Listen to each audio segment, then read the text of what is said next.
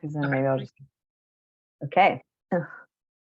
All right, hello, thank you everyone for tuning in to our HERA tenant workshops. HERA is a housing and economic rights legal service provider, and we're excited today to give you some information about a certain scope of tenant rights in California related to utilities, particularly utility shutoffs and transfer of utility costs that landlords can enforce on tenants. So we'll get started with the slide.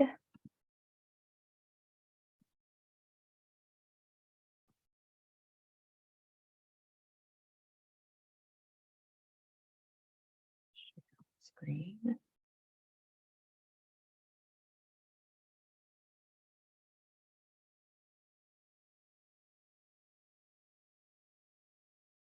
Okay. And Bobby, if you could let me know whether you're seeing the slides. It looks great. Great. Okay. So today we're talking about utility shutoffs and transfer of utility costs. So a very narrow issue within the tenant realm, but an important one that comes up from time to time, and that I think tenants should know their rights about, because the laws regulating this specific area of tenant law are very specific and easy to follow. So the first sort of basic issues that we should talk about related to utilities in rental housing. So who pays for utilities, if it's the landlord or the tenant, is not something that is regulated or controlled by any state or local law. Usually the person who's going to pay for the utilities related to a rental housing situation related to a tenancy is decided by the lease or dictated by the lease. So oftentimes the landlord will propose a written rental agreement or a lease that has built in some language about whether the landlord will cover all the utilities, whether the tenant will cover all their utilities and open accounts with each utility provider on their own and for that specific unit, or whether the landlord will cover all their utilities, but the tenant will have to pay some amount towards those charges each month, and the landlord will provide a bill related to that. So again, there's no strict law about who is meant to cover what necessarily from the beginning of a tenancy. So it's important for tenants to look to their rental agreement to be able to see who is and isn't in charge of utilities and how specifically those will be paid. So while there's no regulations or rules about who is meant to cover utilities at the outset, at the beginning of a tenancy, California does have laws related to how utilities are billed and how landlords can recover or tenants' rights to their own utility accounts in certain circumstances, and the specific ways landlords can charge tenants for utilities if they are covering those utilities under the lease. So tenants have a right to a fair price. So if the landlord is covering utilities, the price that the landlords charge the tenants must be the same that's charged by the utility company, or that's based on the tenant's proportional use of that specific utility. The landlord cannot charge a premium or an additional amount to create some sort of additional profit for themselves. The landlord, however, can charge a small billing or administrative or other reasonable fee if they are taking care of the utilities. This most often comes up with water utilities, because that is the most frequent utility that landlords will choose to cover. Oftentimes landlords will say, okay, you open your own account with PG&E, with SDG&E, with whatever electric and gas provider there is locally, but I, the landlord, will cover the water charges. If the landlord is covering it entirely and says that you don't have to pay anything, then you should never be billed for the water charges. But if the landlord says that they are going to bill you for your fair usage of the water charges, they can send you the bill for whatever that is, and that would be an additional amount that the tenant would pay per month. But the landlord can also charge a reasonable and small fee for calculating each tenant in a building's share of the water bill, because that does take some time and some measurement calculations and in some administrative work. So the law does enable a landlord to charge a small fee, but when I say small, I mean very small. It's something like $4 a month. it's written into the code section. And that code section is listed below Civil Code Section 1954.205. That code section dictates the amount that the administrative fee can be and the other procedures that a landlord needs to follow to fairly and properly charge a tenant for specifically water usage. And again, that is the most common item that landlords will cover. I think it's about 50-50 that landlords will just cover it outright and bake in to the cost of rent at the beginning, what they think approximately it might be for that unit. Sometimes the landlords will say, and this is permissible, I am going to cover the water bill, but I will charge you each month. And again, that is permissible, but the charge that they provide has to be proportional to the actual use or the exact same. If the water company is actually giving them a bill that shows the cost for each unit, it has to be that exact cost. It can't be any more. The landlord cannot make money off of you. The other thing that's important, and we'll talk about in the next slide, is estimates of charges. Because sometimes a landlord might not receive a bill or any sort of utility bill if they're going to be taking care of the bill and then charging the tenant thereafter. Sometimes the landlord might not receive that bill by the time that they will want to send over, or receive the monthly rent from the tenant. And generally landlords will make the payment of monthly rent and the payment of the past month's utilities coincide, so be the first of the month. If that occurs and the landlord has not received the bill in time, Civil Code Section 1954.212 outlines how a landlord can estimate or provide a tenant an estimate for the charges that they will have to pay for that specific utility. And this language is here. I won't go over it. It's pretty self-explanatory once you read it. But essentially, the landlord can charge 75% of the average amount billed for volumetric usage of that specific utility over the last 3 months, as long as there's complete billing information available. So the take home here, again, this is something for each individual person. If it applies to you to read on their own, this language is usually very self-explanatory. The take home, though, to remember when it comes to estimates and how a landlord can charge a tenant for an estimate for a utility is that there has to be some basis. So they have to have previous months of bills so that they can at least base what their estimate is on the past billing. So it's grounded in some reality. It's not just them making up an estimate for what the utility charge will be that month. And more importantly, they can't, if there's no available data for one reason or the other, the landlord hasn't properly set up their account, the landlord, there's some sort of issue that the landlord hasn't resolved on their end with the utility company. If that goes on for 6 months and there's no proper reading of the utility charges for that unit, then the landlord technically is not able to even charge the tenant or provide an estimate to the tenant. So really the main point here is that if a landlord is going to estimate what a tenant owes because they don't have accurate billing for that unit, they have to base it on something. So if there are no past charges, then the landlord might be prohibited from charging you an estimate for any future utility usage. Okay, tenants also have a right to uninterrupted service. So in the case that the landlord says that they are going to cover the utilities and either charge the tenant for them or just cover them outright, the landlord is obligated to keep the utility account paid for and up to date. Technically, the tenant is considered a sub-metered utility user, and they have rights with the utility company directly. So if the landlord does not pay a utility bill, the tenant, for most utility providers, and I'm particularly thinking of the electric and gas providers around California, if the landlord does not pay the utility bill with them, the tenant has the right to open their own account with the utility company and pay directly to it to restore service to their unit. And this is the case even if the landlord has said, I am covering the utilities for this property. If the landlord threatens the tenant because the tenant has opened their own account with the utility company, the tenant can point to the fact that the landlord had failed to pay and that interrupted service for the tenant. The tenant, of course, will want to have a good documentation to be able to prove that service was interrupted, and good documentation from the to the landlord saying, "Hey, look, our lights went out, our electric isn't working because service has been interrupted.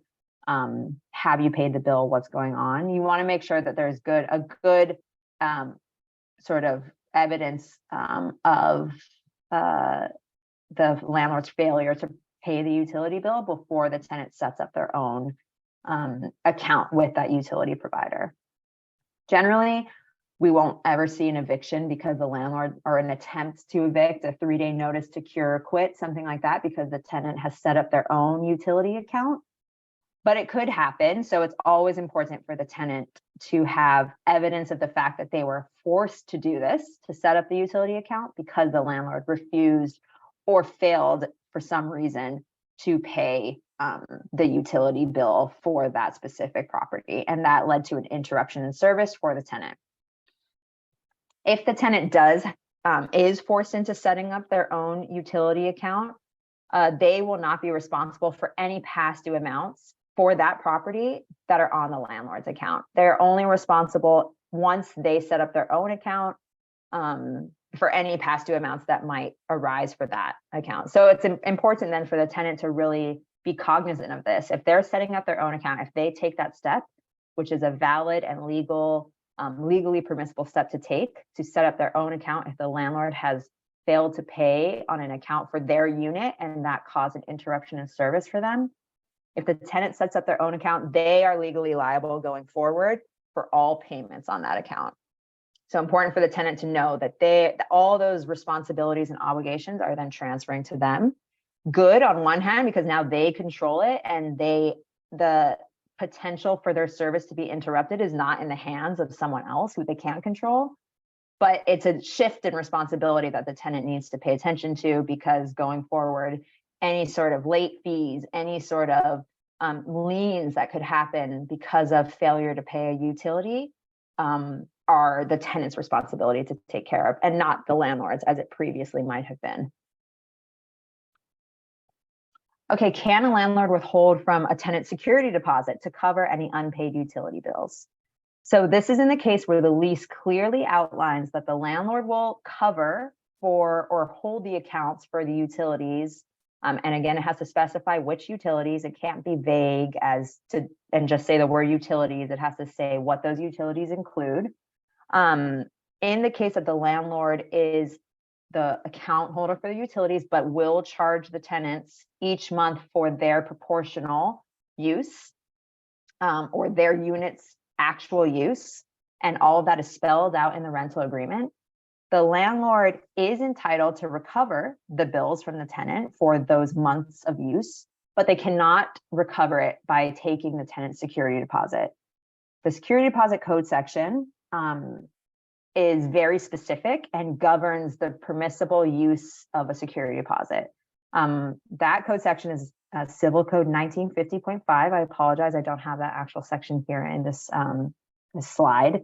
But again, it's Civil Code section 1950.5, which outlines the 4 permissible reasons that a landlord can use a security deposit, for which a landlord can use a security deposit. And you'll see that none of the 4 reasons include payment of an unpaid utility bill. So again, charging a tenant for a utility bill is permissible if the lease provides for it and the tenant agreed to that, signed the lease.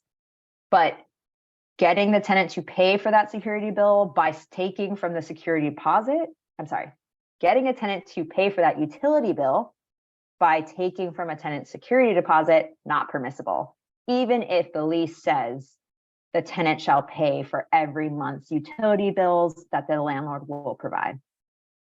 So important to know, because the landlord, I had definitely seen this happen where landlords will say, okay, well, the tenant didn't pay for January's utility bill, so they're moving out next week, I'm just going to take their whole security deposit to pay for that. Not permissible. The tenant can go to small claims court to recover their security deposit. For that reason, the landlord has to essentially sue the tenant in small claims court to recover the utility bill. That's the only mechanism by which the landlord can get from the tenant any unpaid utility bills. Okay, shared metering is something that comes up a lot as well. And shared metering is a situation where you're on a property and you do not have your own individual meter, water meter or electric and gas meter for your unit. This often happens where you're living in an in-law or a cottage or a property that was formerly a single family home that has been split into a duplex. It is a common circumstance. It happens very often, particularly in California, where housing is affordable housing, particularly, and any kind of housing is hard to come by. So tenants are often living sometimes in illegal units, sometimes just in backyard granny units. It's not always the case that you're going to have your own individual meter. Often this is an indication that your unit might not be legal, which is a separate issue that has a lot of sort of rights and considerations to keep in mind that we won't discuss today.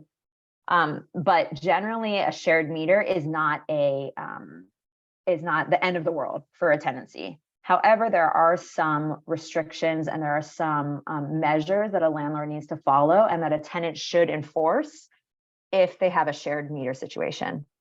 So Civil Code Section 1940.9 is the code section that regulates shared metering, particularly or specifically with respect to gas and electric meters. So it doesn't take into account a water meter shared usage. That's a different civil code section, which I provided in a previous slide, so you can refer back to that. But shared metering with respect to gas and electric is regulated again by Civil Code Section 1940.9.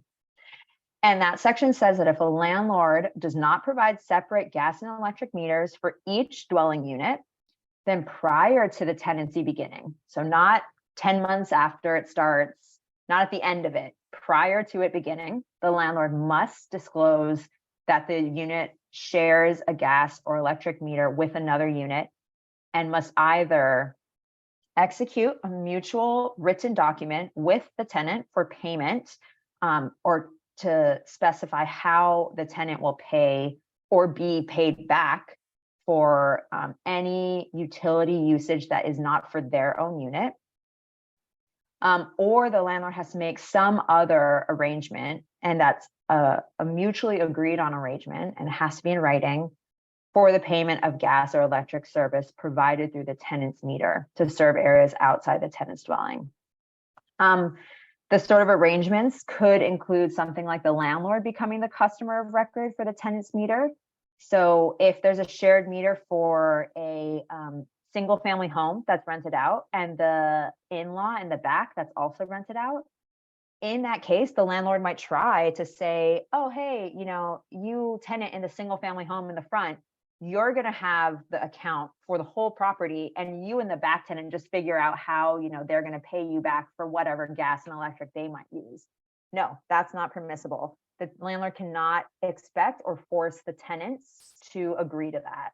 Instead, what the landlord can do, in keeping with Civil Code Section 1940.9, is to become the account holder for the property and to designate in writing before either of those two units in this hypothetical property start residing there, how the utilities will be paid, or what proportion of a gas and electric bill, monthly gas and electric bill for the whole property will be taken care of by which unit. Another option is that the landlord can separately meter and become the customer of record for the second unit on the property. So those are really the two options. Again, they're not exclusive. These are not the two single options that could be pursued or considered. If the tenants at the property, really it's the tenant who has the meter for the whole property. So in the hypothetical that I just mentioned, a 2-unit property. 1 unit is a single family home, and that has the gas meter, gas and electric meter attached to it, to that address. But there's a tenant, a separate and not related tenant living in a backyard in-law unit. The tenant who's living in the main house, who has the gas and electric meter attached to their address, should only agree to what they're comfortable to. And that agreement has to be in writing. So if it's that they're more comfortable with the landlord being in charge, that is fine. If they're more comfortable being in charge, but they want a specific proportion, like percentage, so maybe they pay 80% of the monthly bill, and then the tenants in the back pay the other 20%, but that it can be flexible depending on, monthly charges, and whether it seems like the tenant in the back is using more because they, work from home or have a business that seems to, or some sort of hobby that seems to use up more gas and electric, then there should be something built into this written agreement that allows that tenant who's in the master meter unit to be able to revisit this agreement, so that they aren't permanently stuck with paying a percentage that might not actually reflect how much they're using. The take home for the concept of shared metering, though, is that the landlord can never not disclose the fact to the tenant. It can't be something that a tenant finds out months later that, wait, hang on, I was paying for the back granny units, electric and gas, for the last 10 months. That's an impermissible outcome, because Civil Code Section 1940.9 requires that a landlord disclose if a meter will be shared at the beginning of the tenancy, and make some sort of written agreement that both the landlord and the tenants agree to about how the metering will be fairly apportioned. If the landlord fails to comply with the requirements of that Civil Code Section 1940.9, and the tenant, and there's an aggrieved tenant because of it. So in that scenario I just outlined, a tenant moves in to a single family home with a backyard unit in the back. There's a renter in the backyard unit that they're not related to. The tenant, after 10 months, realizes, hey, wait, I think I'm paying for the backyard units, gas and electric.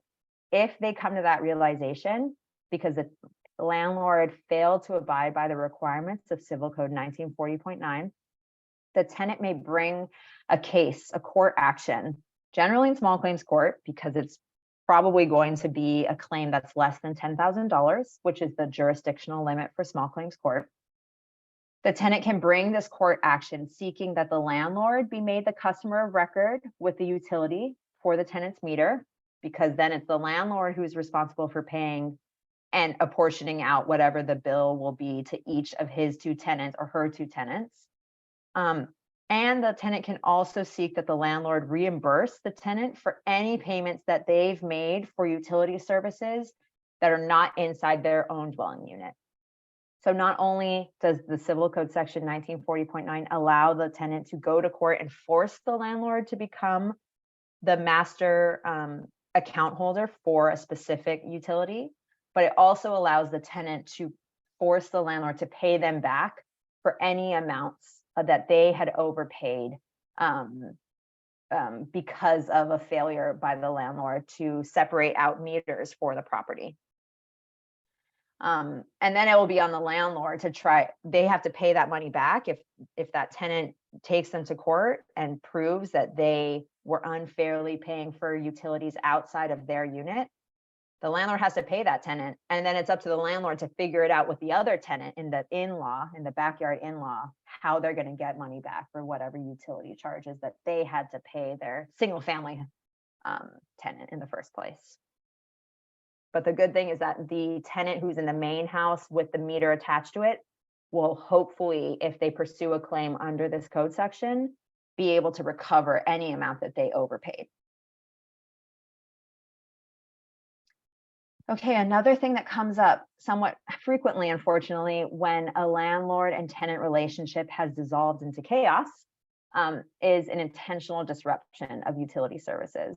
So we will see this in instances where the landlord is executing a self-help eviction or retaliating against a tenant. So either the landlord wants the tenant out, but because of strong protections in California, has no way of getting them out, or the landlord is retaliating against the tenant for the tenant's request for repair or maintenance on the property, or the tenant complaining about noise problems by other neighbors, or the tenant just being someone that the landlord doesn't like. Oftentimes, a landlord, not oftentimes, I don't want to be dramatic or overstate how frequently this happens, but it does happen where a landlord will intentionally disrupt a tenant's utility services with the goal of, again, retaliating or forcing the tenant out, because you cannot live without water, you cannot live without, well, it's very challenging to live without gas and electric. But the civil code section that regulates this behavior, civil code section 789.3, actually includes even more utility services than we would traditionally think about. So the code section says that a landlord shall not, with intent to terminate the occupancy, willfully cause, directly or indirectly, the interruption or termination of any utility service furnished to the tenant, including, but not limited to, water, heat, light, electricity, gas, telephone, elevator, or refrigeration, whether or not the utility service is under the control of the landlord. So to bring a claim under section 789.3, the tenant does need to demonstrate that the landlord either directly or indirectly terminated any of these services that are listed with the intent of kicking the tenant out, essentially. If the tenant can prove that, then they can bring a pretty strong and damaging claim to the landlord, against the landlord. The landlord could be liable for actual damages of the tenant, and these damages could be pretty wide and full in scope. It could include moving expenses if the tenant is actually forced out. It could include the difference in rent that the tenant was paying at the unit they were forced out of because of an intentional disruption of utility charges. So it could include the difference in rent between whatever the rent was at that unit they were forced out of and whatever the rent is that they're paying at the new unit. If it's like $1,000 more, they could make a claim that they should be entitled to that $1,000 a month times the number of months that they would have lived in their old unit had they not been forced out because the landlord cut their electric. The tenant could potentially recover, like I said, moving expenses, eating out expenses if they've lost electric, even if they're not forced out of the unit, as long as they can prove that the landlord was doing this, interrupting their utility because they wanted to force them out, then the tenant could recover other costs associated with that. Again, if you had to stay in a motel or a hotel for a little bit while during this period of disruption, those costs could be recoverable. And even potentially emotional distress costs, damages could be recoverable. The tenant is also entitled to $100 a day penalty for every single day that the landlord remains in violation. And importantly, the tenant, but also the landlord, could potentially recover their attorney's fees if they bring a successful complaint under 789.3. This is important, and I've underlined prevailing party. If you think you have a claim for intentional disruption of utility services, it's important to speak with an attorney about the full scope of your damages. But one form of damage could be you could recover attorney's fees, and that's a potentially good thing for you, for your case, because it drives up the value of your case. It makes it even more scary and potentially damaging to the landlord. But there is a possibility that if you lose, you bring a claim under 789.3. And let's say, for instance, you can't prove that the landlord intentionally disrupted your utilities. Instead, they just failed to pay the bill 1 month because, they had a family loss and they were very, they just forgot that month because they were focused on other matters, personal matters. Then you might not be able to show intentional disruption of utility services, and in which case the landlord might be able to recover attorney's fees from you for defending against that claim. So an important, but kind of legally nuanced issue to consider with respect to a claim under Civil Code Section 789.3. The last thing a tenant can claim or try to claim if they're bringing a 789.3 lawsuit is injunctive relief to prevent the landlord from further violating their right to continuous utility services. So they can ask the court to order that the landlord stop intentionally disrupting the utility service and then permanently stop, or for the indefinite future, stop intentionally disrupting utility services. Okay, that is it for utility services. It's again a narrow legal issue related to tenant rights, but an important one, and oftentimes tenants will kind of just go along with whatever the landlord says. But it is important to know that there are several different code sections, both the Civil Code and the Public Utilities Commission Code, that regulate how landlords can fairly charge tenants their utilities, and what to do if you're a tenant and you feel that the landlord has done something unfair with respect to your utility usage. If anyone watching this seminar or this webinar ever has questions related to their utility usage, and specific questions related to their tenancy and their case, please feel free to get in touch with HERA.